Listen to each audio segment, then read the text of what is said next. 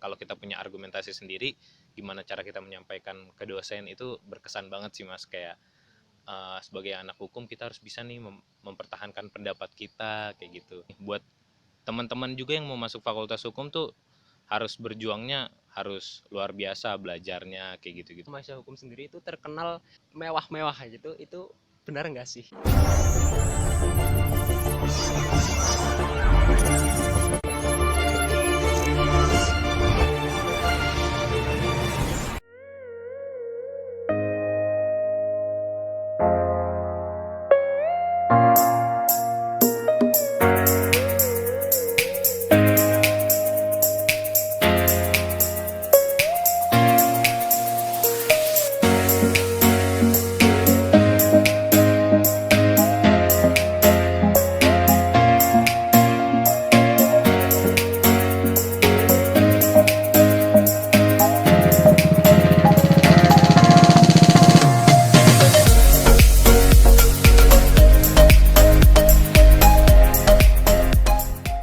Selama 8 semester ini ya, Iya.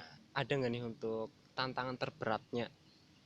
Oh, tantangan terberat nih mungkin karena masa pandemi ya. Jadi di masa pandemi di mana tadinya kita bisa ke kampus, bisa efektif gitu, misalnya cari-cari sumber referensi, diskusi sama teman-teman, tapi itu nggak bisa terjadi. Itu jadi tantangan terberat tersendiri sih, karena sumber pengetahuan kita tuh justru banyak di kampus, jadi kayak berat aja gitu kalau nggak ada di kampus. Emang sih udah banyak sumber-sumber kayak dari internet atau gimana, tapi kayak kurang maksimal aja sih Mas gitu. Feelnya kurang dapet gitu lah Iya ya. betul, feelnya kurang dapet. Oke. Tadi tantangan terberatnya itu ya. Iya. Terus selanjutnya untuk hal yang paling berkesan nih selama kuliah di sini, ada nggak tuh? Hal yang paling berkesan tuh banyak tuh sih Mas. Kalau hal yang paling berkesan tuh kayak ketemu teman-teman banyak banget di sini. Nah terus ngerjain tugas-tugas bareng teman-teman. Nah terus diskusi di kelas, bahkan diskusinya tuh yang emang kadang kita mencoba, kalau kita punya argumentasi sendiri, gimana cara kita menyampaikan ke dosen itu berkesan banget sih Mas. Kayak sebagai anak hukum kita harus bisa nih mempertahankan pendapat kita kayak gitu. Tapi pendapatnya tuh harus benar juga ya Mas, jangan salah juga pendapatnya. Jadi itu jadi sesuatu yang berkesan sih Mas. Berarti untuk hal yang paling berkesan itu ketika ketika menyampaikan argumen ke dosen dan bisa mempertahankan argumen Iya, tersebut gitu ya, berdasarkan fakta-fakta pastinya. fakta-fakta ya. Oke, siap-siap. Itu tadi untuk tantangan terberat dan hal yang paling berkesan selama kuliah di sini ya. Terus selanjutnya lagi untuk ini nih, prospek kerja di jurusan hukum ini apa aja tuh? Mungkin yang aku ya orang-orang apa ya, ya mungkin kurang tahu lah ya mengenai hukum, hanya sebatas garis besarnya gitu. Untuk hukum kan pasti kerja jadi apa tuh, hakim lah ya, atau pengacara gitu, atau jaksa, itu yang mungkin yang paling terkenal. Itu apa aja tuh? Ada nggak sih selain prospek kerja tersebut? Oh, banyak tentunya kalau jurusan hukum nih, di samping tadi yang Masnya udah sebutin, bisa jadi hakim, bisa jadi jaksa, bisa jadi pengacara, bisa jadi panitra, bisa jadi staff legal perusahaan, bisa HRD juga. Nah, terus masih banyak sih sebenarnya pekerjaan-pekerjaan lain tuh yang memang merupakan prospek-prospek dari Fakultas Hukum sendiri, lulusan Fakultas Hukum gitu Mas. Berarti yang aku sebutin tadi, tiga tadi itu ya, berarti nggak hanya itu ya, Enggak berarti hanya itu, banyak banyak banget. banget ya. Ini bisa menjadi apa ya, referensi buat teman-teman yang belum tahu mengenai prospek kerja di jurusan hukum itu ya. Iya. Nggak hanya jadi itulah yang ada di pengadilan-pengadilan gitu ya, Iya, enggak hanya. tapi banyak kayak gitu. Terus mengenai ini nih Mas, mitos atau opini yang berkembang di mahasiswa lain lah ya, mahasiswa tetangga, mungkin aku salah satunya nih ya, dan mendengar juga ya gitu. Untuk anak hukum ini nih, anak hukum sendiri atau mahasiswa hukum sendiri itu terkenal mewah-mewah gitu, itu benar nggak sih? Mitos ya Oh kalau itu. mewah-mewah tuh. Jadi banyak memang yang maksudnya kehidupannya mewah gitu, banyak juga yang enggak. Jadi memang tergantung basicnya sih, dasarnya memang kalau misalnya dia basicnya sudah berkecukupan ya pasti ya cukup menunjukkan bahwa dia mewah. Kalau misalnya enggak ya biasa-biasa aja gitu, enggak harus mewah-mewah. Tapi itu sih maksudnya di Fakultas Hukum sendiri banyak karena prospek kerjanya ke depan itu memang di depan umum kayak gitu-gitu, jadi ya bisa dibilang penampilan Oh, harus cukup terjaga lah, harus cukup rapi oh. kayak gitu-gitu mas. Berarti untuk mewah-mewah itu ya nggak semuanya gitu lah ya. Enggak semuanya. Untuk melatih ketika nanti terjun di dunia pekerjaan ya. Iya Jadi betul. melatih menata diri gitu Menata ya. diri. Iya. Oke, siap, siap. Untuk mitos tersebut atau opini tersebut berarti ya nggak benar ya. Enggak kok. Oke. Terus selanjutnya lagi nih Mas. Ini kan sudah menjadi mahasiswa akhir ya. Iya. Untuk harapan harapan kedepannya nih. Pengen jadi apa sih itu? Oh iya, cita-cita lah berarti Cita-cita ya. ya, cita-cita. Cita-cita mau jadi pengacara mas. Oh, pengacara. Iya, karena suka aja di bidang itu, karena ada orang misalnya nih kesusahan nih, kita sebagai pengacara kita kasih pandangan bahwa apa yang harus dia lakuin, upaya hukumnya kayak gimana, ibaratkan jalan menolong orang juga bisa jadi dari pengacara juga sih mas gitu. Berarti harapan bukan harapan sih, rencana lah ya, rencana ke Iya. depan ya, pengen jadi pengacara Iya. atau apa tuh, lawyer lah ya bahasa Lawyer. Inggrisnya, lawyer. Oke, siap. Terus itu tadi rencana lah ya. Iya. Ini harapan nih, harapan untuk kampus Eva sendiri, mungkin selama kuliah di sini masih banyak kekurangan atau yang kendala-kendala yang dialami dan ya dialami lah ya. Itu kira-kira apa tuh harapan buat kampus Eva sendiri supaya mungkin bisa lebih baik lagi untuk kedepannya? Oh, kalau untuk harapan sih menjaga apa yang sudah baik sampai selama ini. Nah, terus paling apa ya? eh, supaya para pengajar tetap menjaga cara mengajarnya juga, lebih menjaga supaya tetap baik, supaya mahasiswa-mahasiswa juga nyaman di sini, dan kepada mahasiswa-mahasiswa juga kalau misalnya datang ke sini yang emang mau belajar ya serius gitu. Harapannya sih lebih kepada orang-orang yang ada di dalamnya sih mas, supaya menjaga yang sudah baik dan berupaya untuk jadi lebih baik lagi ke depannya. Oke, siap-siap. Jadi itu untuk harapan buat kampus Eva sendiri ya. Iya. Semoga ya kedepannya intinya bisa menjadi kampus yang lebih baik lagi sih. Iya. Begitu ya.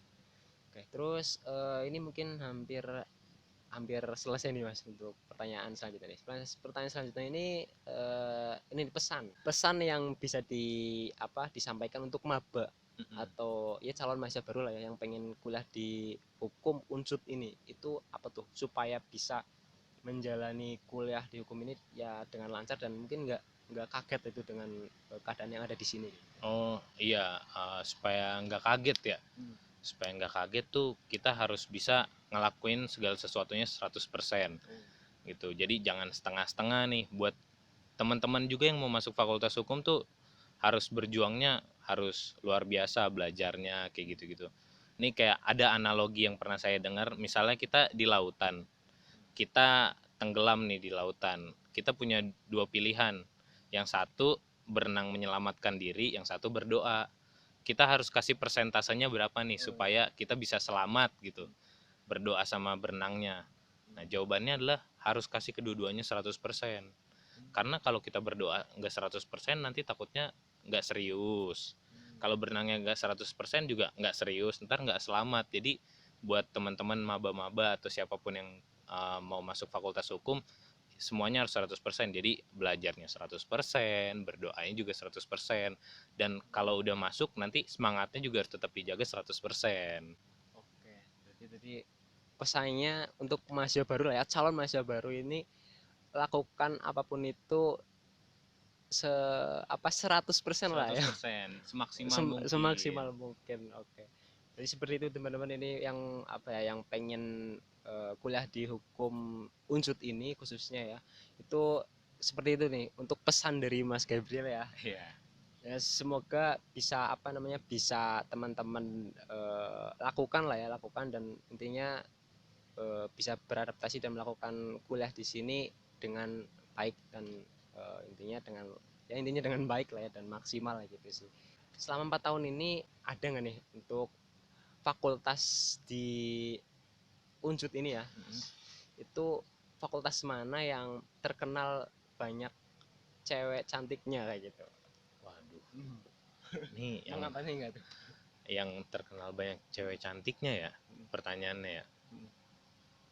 Kayaknya semua fakultas punya punya anak-anak cantiknya deh masing-masing gitu. Tapi kalau ter ada nggak tuh? Kalau kayaknya sama deh Mas Sama? semuanya iya. Oh, oke. Berarti hampir semua fakultas ada Oh iya. sama ya gitu ya. Ini apalagi yang laki-laki nih pertanyaannya biasanya nih. Semuanya ada kok pasti. Oke, siap.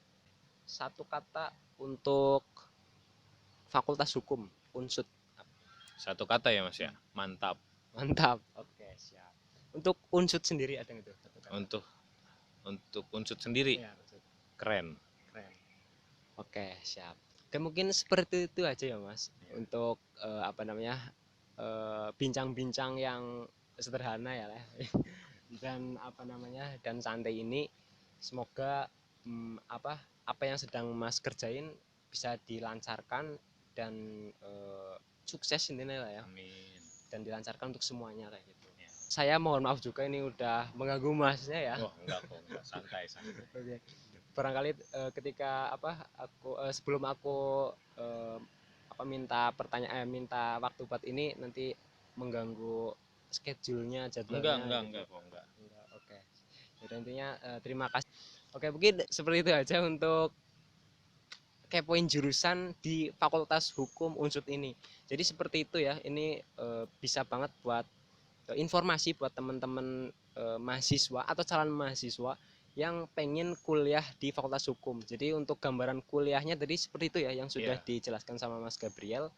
Semoga semoga bisa diterima di Fakultas Hukum Unsud ini dan juga bisa melaksanakan langkah-langkahnya ya, step-stepnya ketika sudah diterima di hukum ini sampai akhir gitu dan bisa lulus cepat waktu sampai kumlot malah lah ya. Amin.